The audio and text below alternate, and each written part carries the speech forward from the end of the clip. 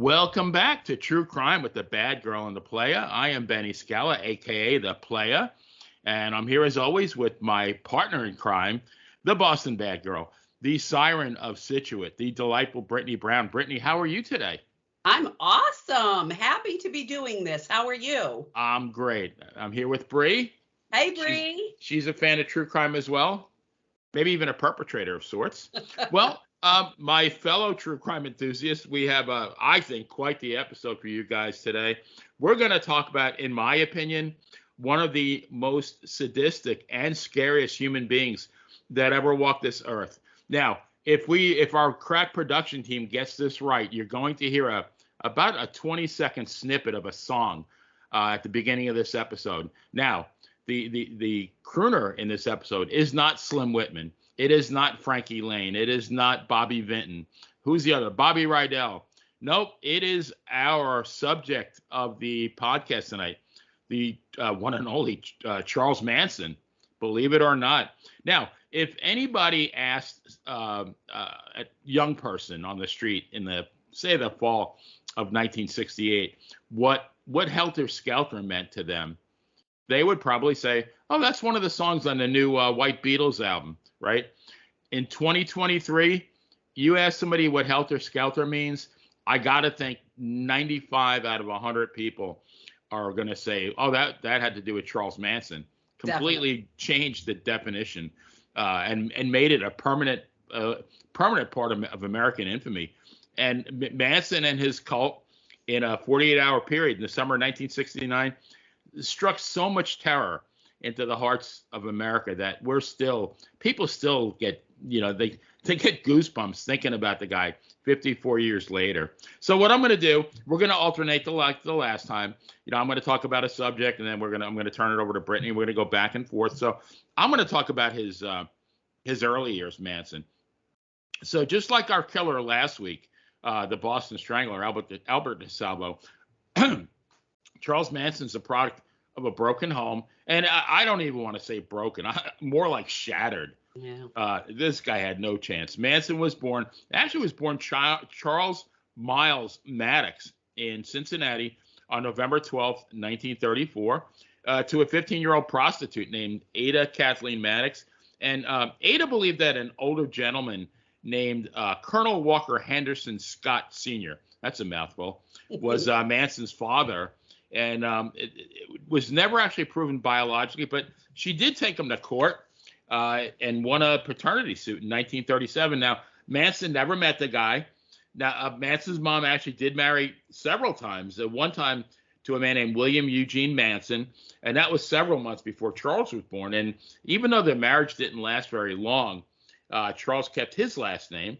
And DeSalvo's parents, at least, the mom was out of jail, but Manson's mom was in and out of jail. She allegedly at one point, this is so sad, tried to trade him for a pitcher of beer at a bar. Oh my God. Yeah.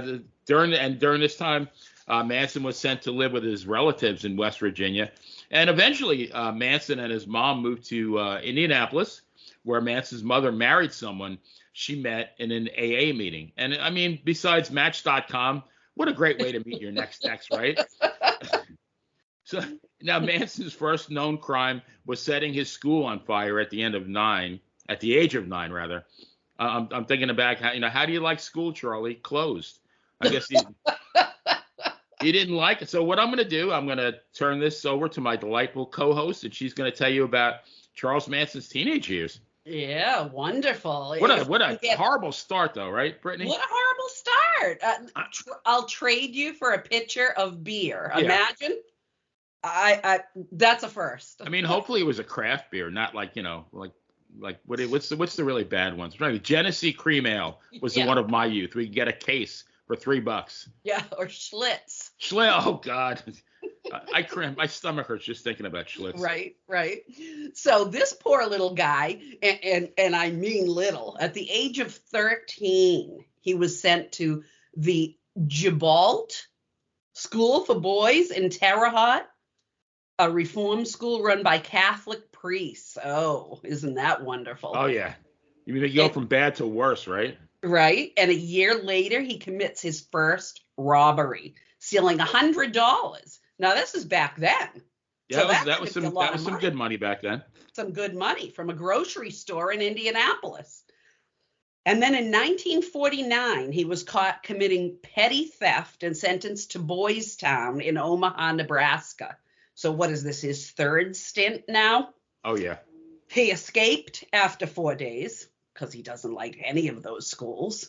And he went on a crime spree, eventually landing in the Indiana Boys School. At the Indiana Boys School, this is wonderful, he was beaten, raped, and tried to escape 18 times. You'd think In after nine, about 12 he'd learn his lesson. Like, I'm not right? getting out of here, right? Give it up, right? Okay, just do your sentence, right? So 18 times he tries to escape. In 1951, he and two other students did escape. So I guess that's why he held out. Stole a car and headed to California. He was arrested in Utah and sent to the National Training School for Boys in Washington, D.C. He certainly made his way around the country. Oh yeah, he equal opportunity offender there. Absolutely. Here, he tested out with a 109 IQ, but was deemed to be aggressively antisocial. Isn't that interesting? I mean, can you blame the guy? I mean, no. Well, we say that, but then again, I'm sure there were many other youths who had a similar upbringing, but they didn't turn out to be Charles Manson either. Right. Thank God. Right, One was exactly. enough. One was enough. Oh yeah. Yeah. So then in 1952, this is wonderful. He was caught raping a boy at knife point. He was transferred to the Federal Reformatory in Petersburg, Virginia. He committed a number of offenses there and was sentenced to maximum security reformatory in, I don't know if I'm saying this right, Chillicothe, Chillicothe. Ohio. Oh, Chillicothe, Ohio, where he was to remain until his 21st birthday. Imagine all of this, all these trips, all these boys' schools and prisons and everything before 21. He was paroled early and in May 1954 went back to live with his lucky aunt and uncle in West Virginia. Unreal. So I'd like to. I'm going to talk about his early adulthood, and I'd like to say it got better, but it didn't. I mean, he was circling the drain already. So actually married a hospital waitress named Rosie Jean Willis in January 1995. He stole a car in Ohio. I mean, I guess wherever he is, I guess he feels like he needs to commit a crime somewhere. I think maybe he just liked to travel, and Seems you know so. he wanted. You know, well, some people talk about all the different hotels they stayed at, and this guy maybe he bragged about all the different jails he was in. Who knows? Right. But by now, he steals a car in Ohio, and they set out for Los Angeles. Go West, young man. And by now, his wife is pregnant in October 1955, which I would have been 4 months old. Manson is arrested for stealing the car and driving across state lines. He was given 5 years probation. Again, arrested in March 1956 in Indianapolis, and he was sent to 3 years prison. 3 years prison at Terminal Island in Los Angeles. That doesn't sound very good. Terminal Island. No. You know, I mean, when I think of terminal, I think of terminal cancer. I mean, it doesn't end well. I can't imagine Terminal Island ended much better. I don't think so. No. And on April 10th, 1956, Manson's wife gave birth to Manson's son, Charles Jr., while Manson was still in prison. I looked him up. I thought maybe he was still alive, but he passed away. I think he didn't live too long. 1992, I think. He lived to about 36. I don't really know much about him, but I mean, with that name, geez, you're already doomed. Oh my And gosh. so he continued, and the thing is, he committed crimes of all sorts. I mean, he pimped people. He Yeah. stole cars. He robbed grocery stores. Yeah, he raped a kid. What else? I mean, forged checks. I mean, you name it, he did it. And so by the time when he was paroled in March of 1967, he would have been about 32 and a half. I think at that point, he spent about 17 years in jail. So, you know, over half his life. Isn't it And awesome? I'd like to say it gets better, but it doesn't. So I'm gonna turn it over to Miss Brittany to talk about the cult and San Francisco. Ooh, the cult. Yes. So less than a month after his release, he moves to Berkeley, California. He starts attending and am I saying this right? Haight Kate Asbury? Ashbury, yeah. Yep, Haight Ashbury Free Medical Clinic. Wonderful. Where he and some of his newly formed followers experiment with LSD, just what he needs. According to the professionals there, Manson's personality change was the most radical they had ever seen. I mean, he didn't have a good one to start with, so. Yeah, I'm thinking like, okay, well, all right, let's see what happens. The needle didn't need much pushing there, I don't think. Right, yeah. So now we go to San Francisco, and he meets Mary Bruner, a college graduate who works at Cal Berkeley. He moves in with her and then befriends the very well-known Lynette Squeaky Frome. Oh, yeah. And convinces her to move in with them. Before long, there were 18 females living at Bruner's home. I wonder if that's what she expected when she asked him to move in. Yeah. After a while, the quote-unquote family starts traveling through California in a dilapidated old school bus, kind of like an evil version of the Partridge Family. Yeah, I'm trying to think of that song they sang. Come on, get happy. I don't think there was like Come on, get murdered, maybe, or something like that. But Unreal. they all seemed so happy. Yeah. Well, initially he preached a gospel of love. It was like love, sex, drugs, and rock and roll. But that, as we're going to explain, that quickly unraveled. So Manson actually met Beach Boy Dennis Wilson in the summer of 1968. Wilson had actually picked up some members of the family hitchhiking, and he drove them back to his house, which was a huge mistake because they all decided to make themselves at home and move in there. They actually caused Wilson to flee his own home and then live in a basement apartment somewhere. You imagine that the guy lives in would now probably be a multi-million-dollar mansion, and he's living in some studio apartment because these people have literally taken over his place. Now Wilson did introduce Manson to Terry Melcher, who was the Byrds producer. Now, what songs? I'm trying to think. The Byrds were Mr. Tambourine Man, Hey Mr. Tambourine Man, Turn Turn Turn. A great group in the late '60s. And Melcher, though, was also the son of Doris Day. Now, besides the song that you would have heard at the beginning, Manson recorded he recorded a number of songs. There was one called Cease to Exist. And actually, Wilson renamed it and released it by the Beach Boys as the B-side of one of their singles.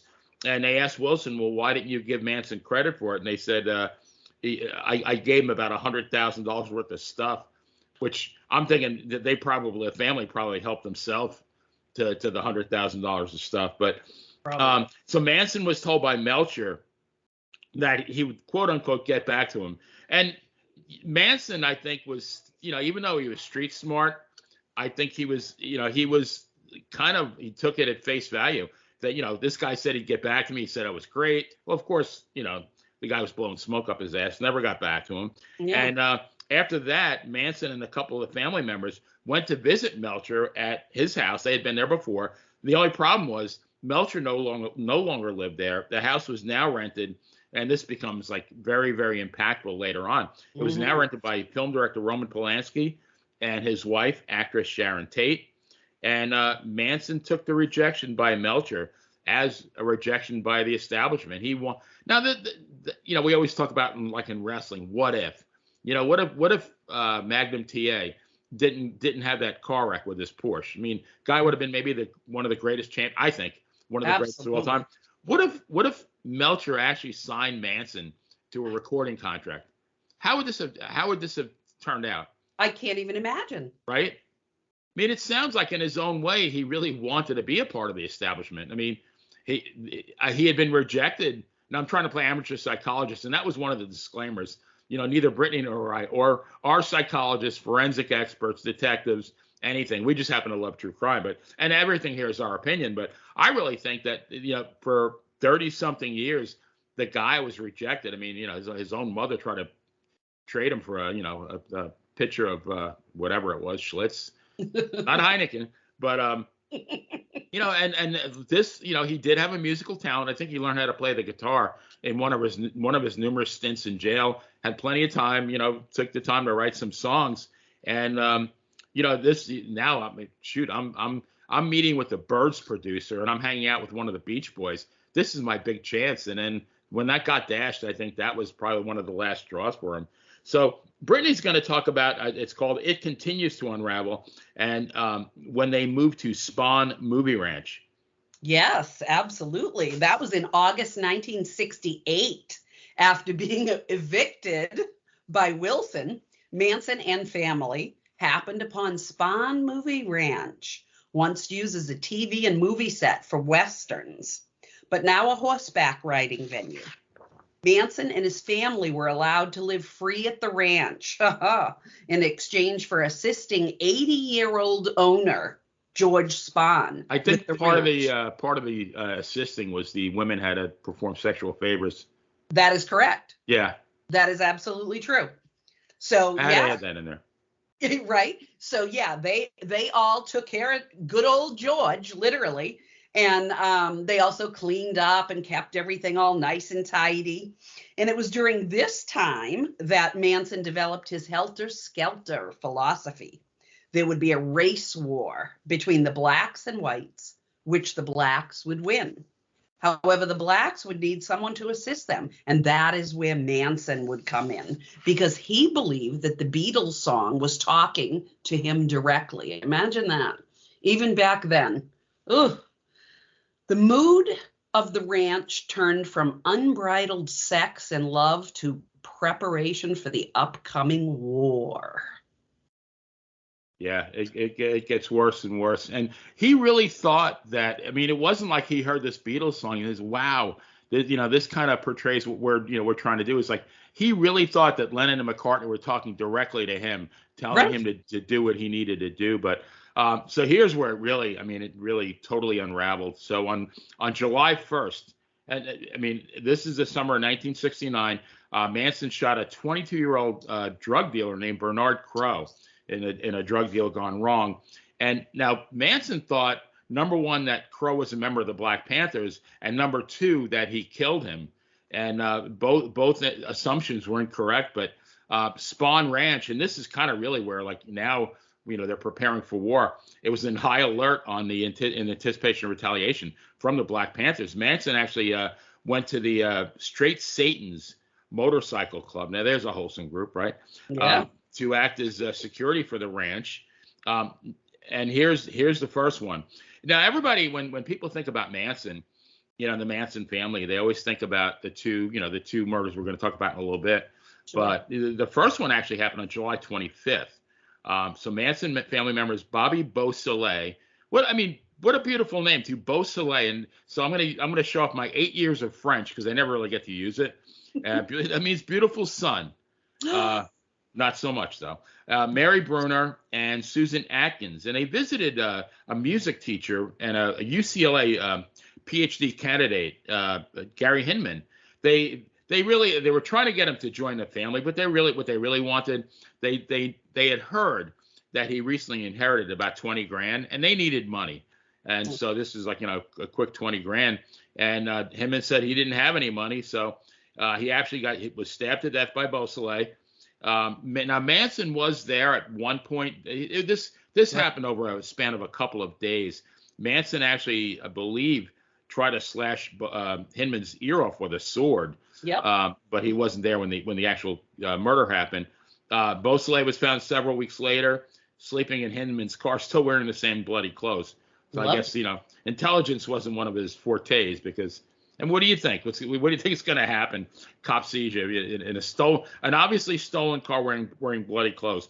And now the words "political piggy" were written on the wall, as well as a drawing of a panther paw, because what Manson was trying to do, he was trying to ignite this war. He was trying to frame these killings on the Black Panthers. Yep. What a guy. So that was the first one. Now Brittany's going to talk about what I really call Helter Skelter, the 2 nights in August. Oh yeah, the 2 nights in August. On the night of August 8th, night one, 1969, Manson gave Tex Watson orders to visit the former Melcher house at 10050 Cielo Drive in Benedict Canyon and totally destroy everyone in the house and make it as gruesome as you can. So Watson takes Susan Atkins, Patricia Krenwinkel, and Linda Kasabian, and she's from New Hampshire, by the way. Oh, is she? Yeah. Oh, and that's God right. knows She how was got arrested there. in Concord, New Hampshire. That's correct. Yeah. All right. And she acted as the lookout. Thank God that's all she did. Watson stabbed and then shot Stephen Parent, a friend of the caretaker on the property. I believe he was waiting in his car for the caretaker. Yes, that is and correct. they just came up and slaughtered him Yep. on their way into the house. Yes, ma'am. Watson cut a hole in a window screen and let Atkins and Krenwinkel in. They woke up the first victim, Wojtek Frykowski, and Watson uttered the words, "I am the devil, and I am here to do the devil's business." Can you imagine like I try to put myself in the place of this guy being woken up, and you see these people, carrying knives with guns, and there's a whole bunch of them, and they say something like that. I know. My God, I just cannot imagine what could have been going through any of their minds. Right. But this, yeah. Oh my God, I probably won't sleep tonight now. So actress Sharon Tate, who the poor lady was 8.5 months pregnant. Frykowski, hairdresser Jay Sebring, which I believe is an ex of Sharon Tate. That is correct, yes. Yeah. And the coffee heiress, Abigail Folger, were either repeatedly stabbed or shot.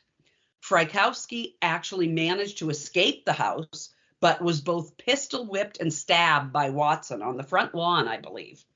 Folger also managed to run out of the house, only to be repeatedly stabbed by Krenwinkel and Watson. Sebring, the hairdresser, was shot, stabbed, and hung by Watkins, because I guess the shooting and the stabbing wasn't quite enough. Right, yeah. So, yeah, he'll just hang him. Tate was stabbed by Watkins and Atkins. And again, after the murders, Atkins wrote "pig" on the front door with Tate's blood. Now, the following night, very next night, these same four, along with Manson, Leslie Van Houten, and Clem Grogan, drove to the home of grocery magnate Lino LaBianca and his wife Rosemary. The Manson family had attended a party at the house next door the previous year, so I guess they decided, well, why not? Let's go next door. Yeah, familiar with the neighborhood? Yeah, why not? So these murders, and I know the details of these, and so do you, are way too grisly to describe. It almost made me physically ill just reading about this. Right. Yep. Absolutely. I agree. It's hard to believe a human being could be so depraved that they could do that on another human being. I know it's incomprehensible. It's just unbelievable. And apparently Watson had complained about the inadequacy of the weapons from the prior night's murders, and he had come this time with a chrome-plated bayonet. Both Lino and Rosemary were stabbed numerous times, and Krenwinkel wrote the words "rise" and "death to pigs" on the walls, and "helter skelter" on the refrigerator, all in Rosemary LaBianca's blood. Lovely. On August 26, 1969, which was just about 2 weeks after the initial murders, 35-year-old Hollywood stuntman Donald Jerome, also known as Shorty Shea, was murdered at the Spahn Ranch. And I believe there has been another 12 murders attributed to the quote-unquote family. Not for anything, when they quote, all these murders, I really think that, Sharon Tate's baby should have been counted.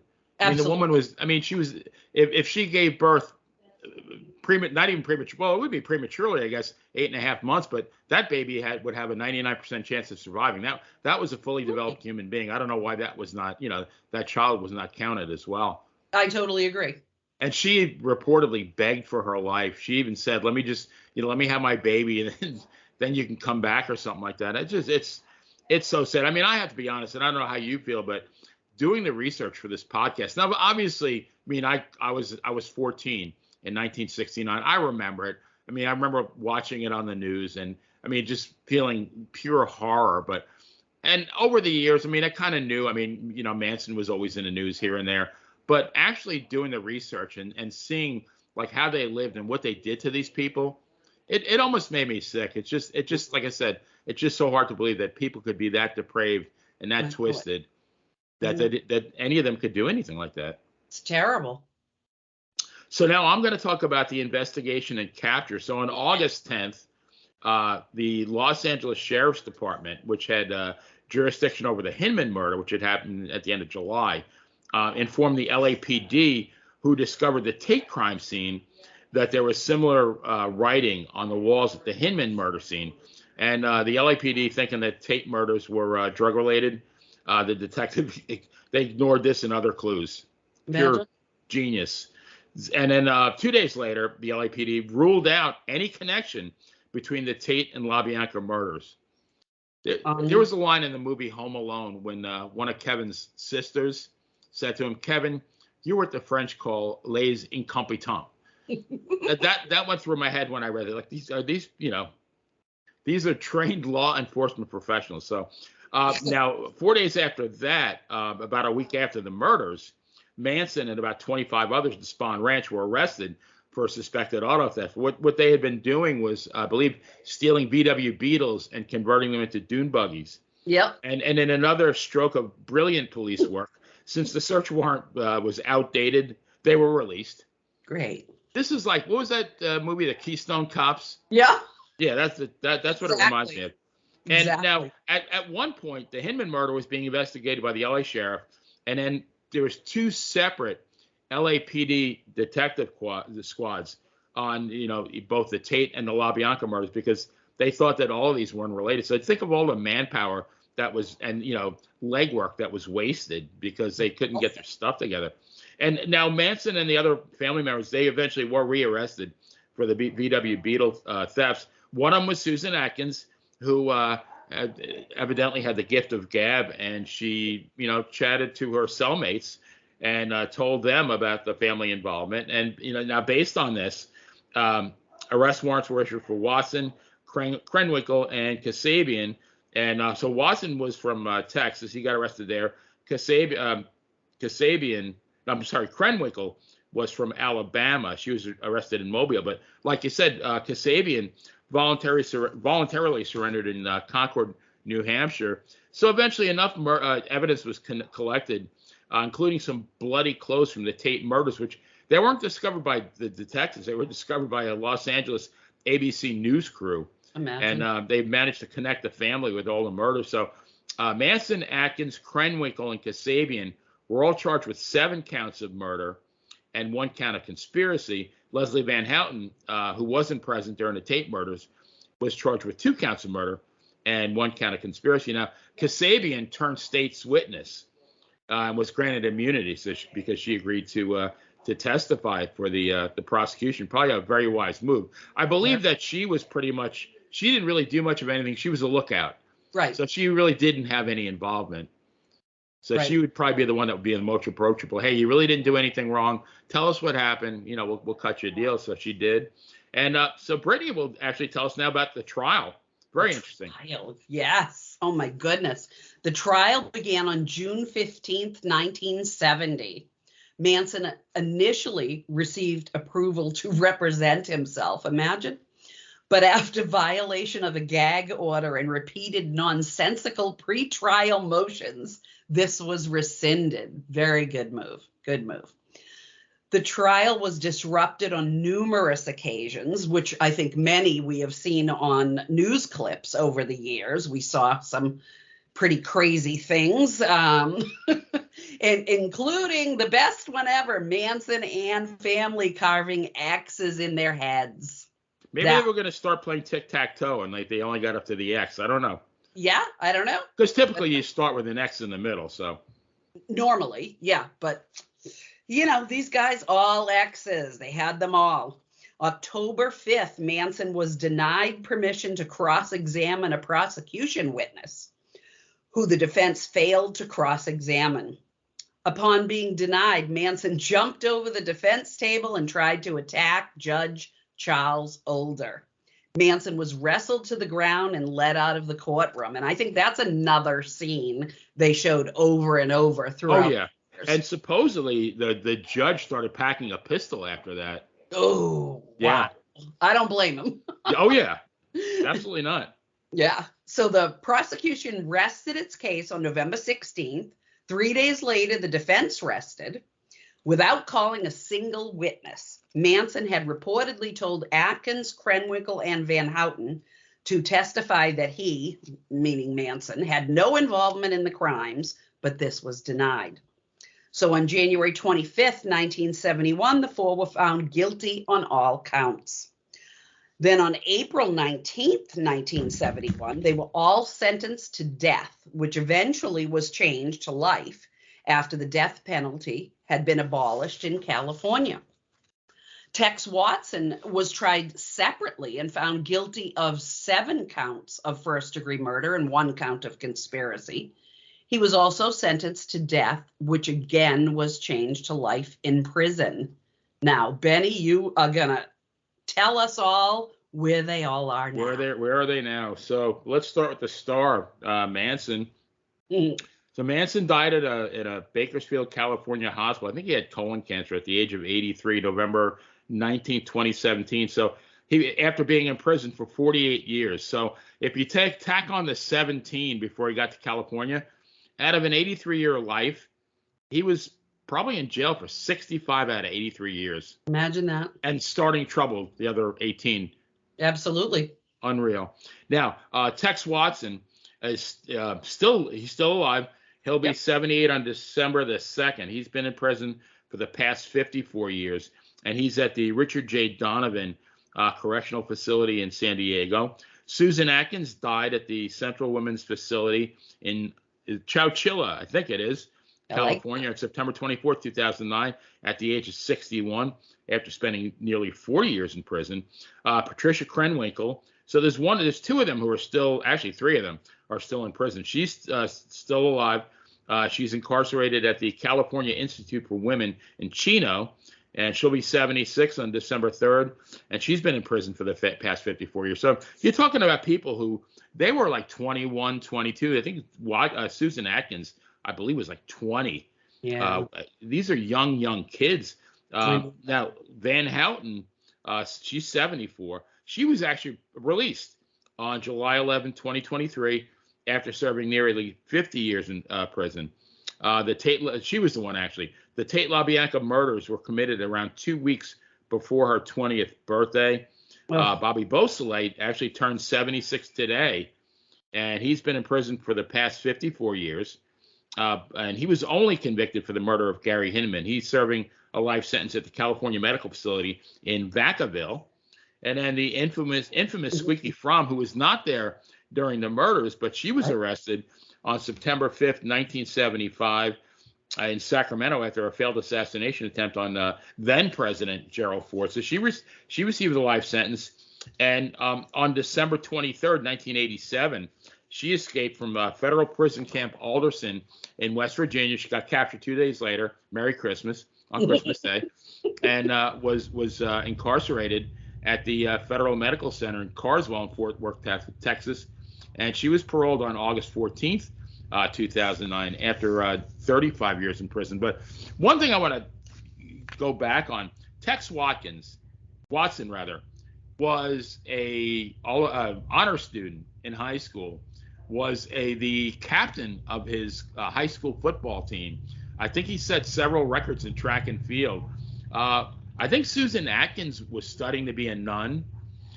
Leslie Van Houten was a beauty queen. Beausoleil was a musician. These were all, I mean, they were at one point they were normal. Yeah. Somehow, like in Watson's case, I believe Watson was in college in Texas, went to go visit a friend, a fraternity brother on break who lived in California. Oof. When he was in California, California was drugs in the late 60s. Got there, never went back, and then once these people met Watson, I guess that's what I'm trying to. Watson had this way of emptying these people's minds out of everything they knew, and then just put his, put his doctrine in there. Yeah. And I mean, gotta, I mean, literally give the devil his due. That, I mean, look at how many people he influenced by doing this. And this is not really he's not I think we said he tested out at a 109 IQ. 109, yeah. Which that's probably about average, right? Yeah. Nothing. I mean, Mensa wasn't going to be knocking on his door. He wasn't going to be working for pushing any buttons at NASA or anything like that, or working at the Mayo Clinic. But I mean, the guy had an unbelievable amount of charisma. Absolutely. And most people use charisma for good, but this was one man that he had an agenda, and he carried it right through to the end. And I'm amazed at the loyalty that these followers had to him, even after, like, he was in jail. I mean, I believe when they wanted the defense to testify, the girls, that he had nothing to do with it. Mm-hmm. I think they would have done it. I do too. Just to make sure that they had that much. I believe he told them that he was Jesus Christ and Satan all rolled into one. He did. And now, I was going to ask you this before. I'm sorry, I forgot. But you told me a story about Manson last time from your own personal experience. You have to tell it again. Yeah. So what happened was, I was in 9th grade, and I was in a news media class, and I wanted to get my very first A because I was like a B student. So, and my sister was an A student. So I said, I'm going to get an A. And I'm not going to get it by doing a byline on Andrew Jackson or George Washington or John Quincy Adams. I'm going to do the byline on Charles Manson, because I can guarantee you nobody else is going to do that. And I was right. And I also got an A+. But what you were supposed to do is see if there was any way you could get something besides just writing the byline. Get something that you could bring and show to the class. So I said, oh, great. Let me, watch TV, find out where Charles Manson is. And then I called 411 again, the ever lovely 411 for Vacaville Prison in California, which is where he was at the time. And I called and asked for him. And I thought, back being a 9th grader from a little tiny town, never leaving this little tiny town, so very naive, I'm thinking they're going to put him on. So I'm like, waiting to be put on hold. And then he's going to come on and say, yeah, what's up? And I was going to request. I was just in the kitchen. I was peeling potatoes. I'm sorry. I kept you waiting. Yeah. I was making some license plates. Can you hold on? Exactly. So I was all ready to ask him, hey, here's my address. I will pay you. I will send you a money order. I'll go to the supermarket tomorrow. I need to get some Mansonites and Mansonettes, because what I heard on the news was that he makes marionettes out of string, and he names them Mansonites and Mansonettes. And I thought, what a great thing to have, a handmade Charles Manson marionette along with my byline. Well, unfortunately, I never got that. They just hung up on me. I was grounded for 2 weeks, and I spent every single day of those 2 weeks grounded. I did not have a father that was like, oh, okay, you've done 2 days, you're good. Nope, 2 weeks. You had the Ward Cleaver, like no pardon. Yeah, no pardon. Absolutely not. But I didn't give up. I called back because I thought, well, maybe that person that answered the phone just thought he was busy or something. So, whatever, I'll call back. So I called back, and then I wrote him twice. And by the time I wrote them, my parents were just going through a divorce and just split up. And I decided to use my mother's address instead of my father's. And she absolutely, this part I didn't tell you, she absolutely flipped out that I used her address. And she got on the phone, called my father, and said, come over here and get her. She's not living with me anymore. We're going to get killed. We're all going to get hung by the beams, from the beams, excuse me, because she's, writing to people again and calling people. And this is just out of control. So I got kicked out of the house. I didn't leave. The next day I was coming up the hill in my cheerleading outfit with my pom-poms, and there was the Scituate police in the driveway. And I thought, oh my God, maybe he did come and slaughter her. But no, they were to take me to my father's because I was officially kicked out. So now what year was this, Brittany? This would have been 1977. Okay, so about 8 years after it happened. Yep. Now, did he really make these marionettes? Yeah. Was he allowed to sell them? No. Okay. But I thought if I offered him money, of course he's going to send them to me. But I didn't know anybody in jail, and I didn't know you couldn't call them. And you got grounded initially because you used long distance. Yes. Oh, yeah. Okay. Yeah, my father looked it up and said, Vacaville, California, what the hell is this? So he called the number. And, of course, the A student didn't do it, so they knew who did it. Now, you said you got an A+, though, right? My one and only. But my sister, who was a year and a half older than me, was not into any of this, and she was a straight A student. She ended up going to Wheaton College, Phi Beta Kappa, first in her class from Wheaton College. They knew it wasn't her that made that call. But now, did the A+, did you get any kind of redemption because you got the A+? No. No, that didn't matter? No, it didn't matter at all. I mean, I made 2 calls to Vacaville, which after being grounded for 2 weeks, you would have thought I wouldn't do that again, right? Nope, I did it. And then I wrote to him twice, which got me kicked out of the house, literally by the police. Now, but that's not that that's a fortunate incident, but maybe I'm reading into this, but I have to think that was one of the things in your mom's thought process was, oh my God, this guy's going to come here and kill me. Exactly. And that's the kind of fear that this guy instilled in everybody in this country. And you were in Massachusetts. I mean, this guy's 3,000 miles away? Yeah. In jail, behind, not solitary, but or maybe he was, but and your mom is worried this guy's going to break out of jail and travel 3,000 miles just because you wrote him a letter. But yeah. that says it all. That says what kind of, how much terror that he spread in this country. It sure does. It sure does. And to top it off, the same day that she called my father and wanted to kick me out, which was the day before I was literally kicked out, I will confess I did do something else because she was acting so erratic. We had do you remember the Pyrex all white plates?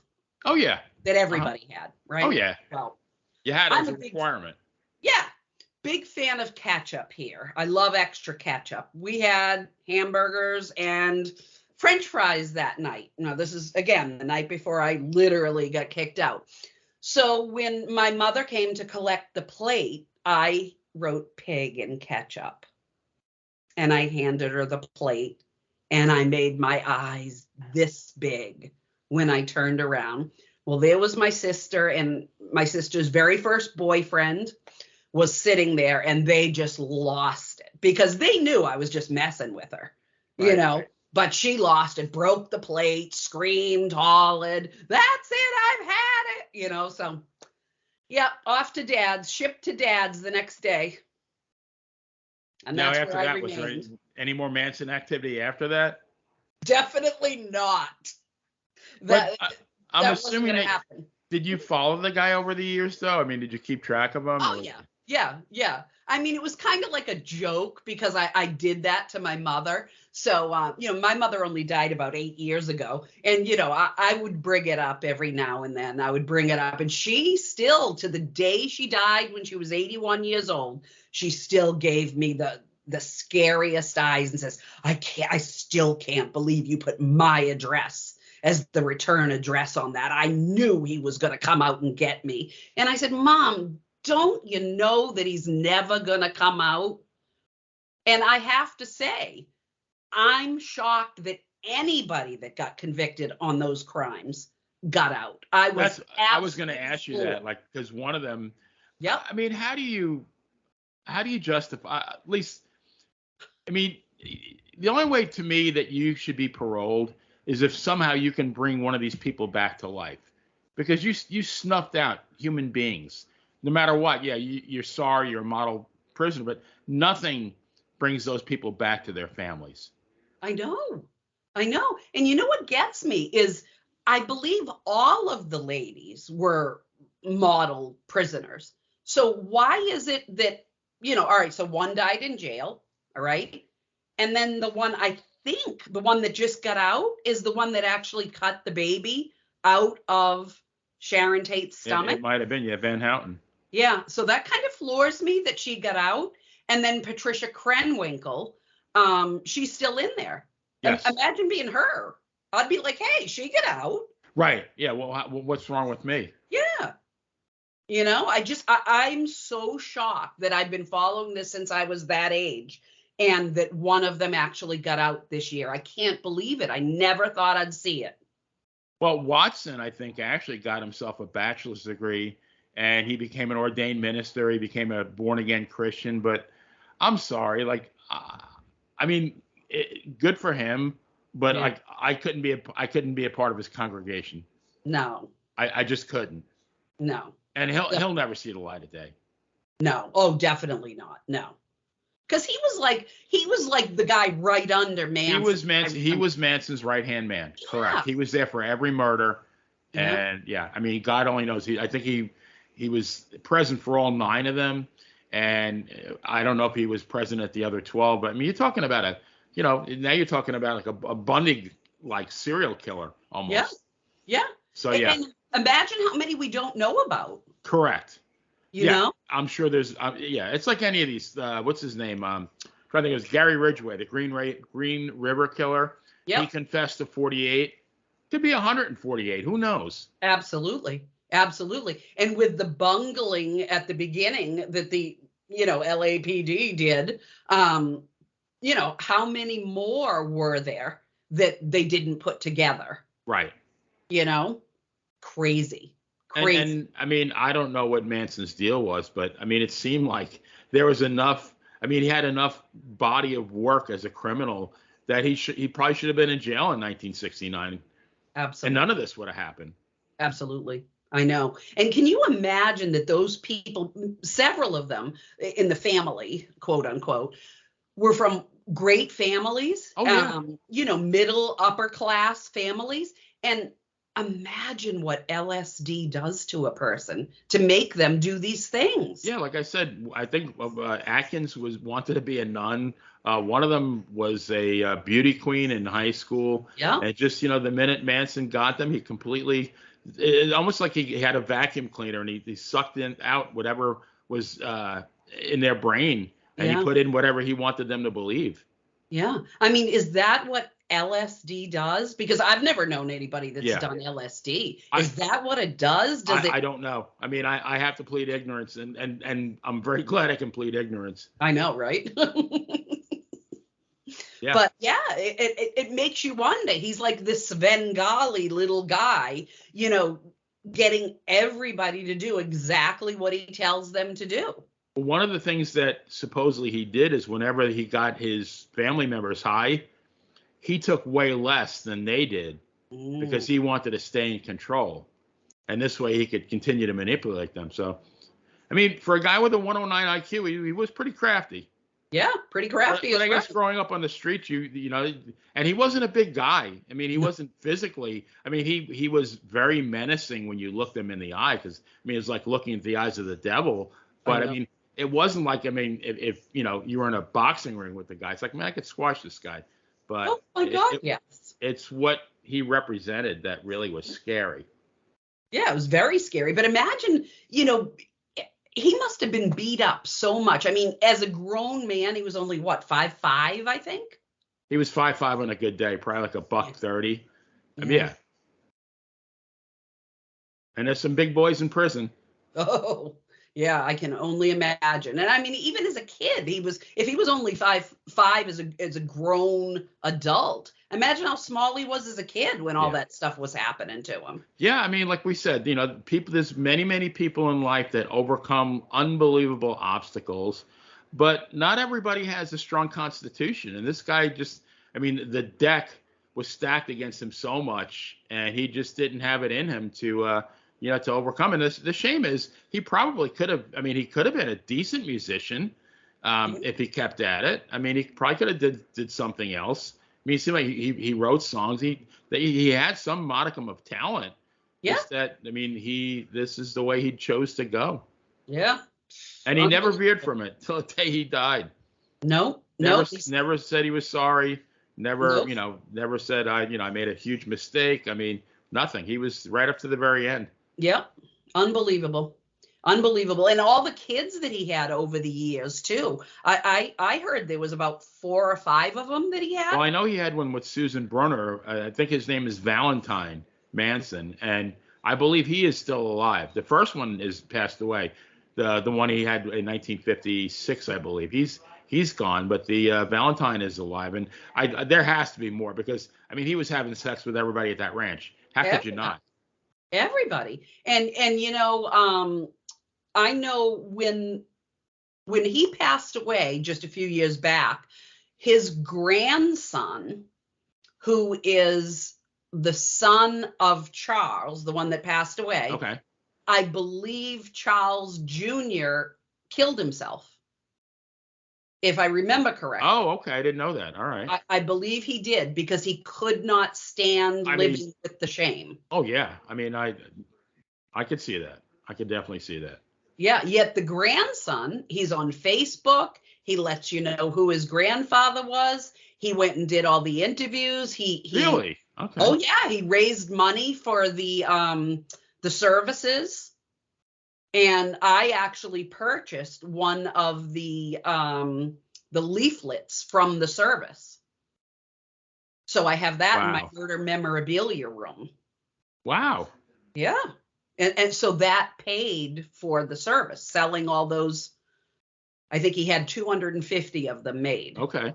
And he sold them all. And of course, that was one of my prized possessions upstairs, right on the wall.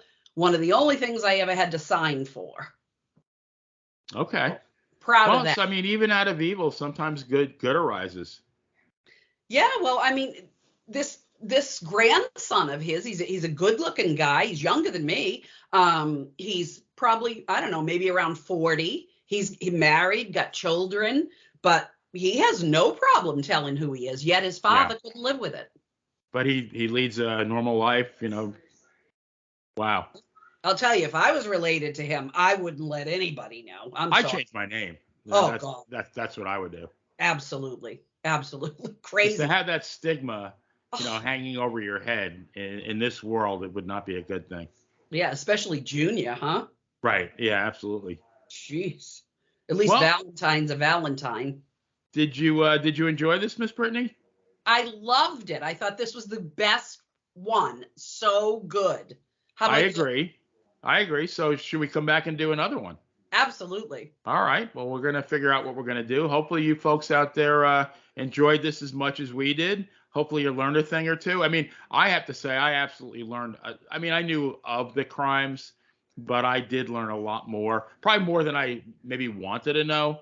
Yeah. But yeah, I got quite the education from this, and I believe Brittany did the same. Although she had a head start on me because she was pen pals with the guy, almost. But all right, folks. Well, thank you for listening, and we'll see you next time. Tune in to True Crime with the Bad Girl and the Playa. Have a good night.